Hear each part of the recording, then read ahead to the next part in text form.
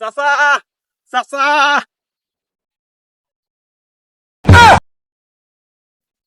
আসসালামু আলাইকুম ওয়া রাহমাতুল্লাহি ওয়া বারাকাতু। কেমন আছো বাইস্তি?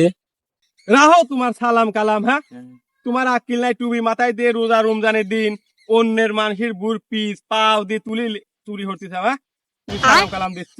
রাহো। একটা কথা বলে বাইস্তি, আমি তো এই কাম করিতে পারি।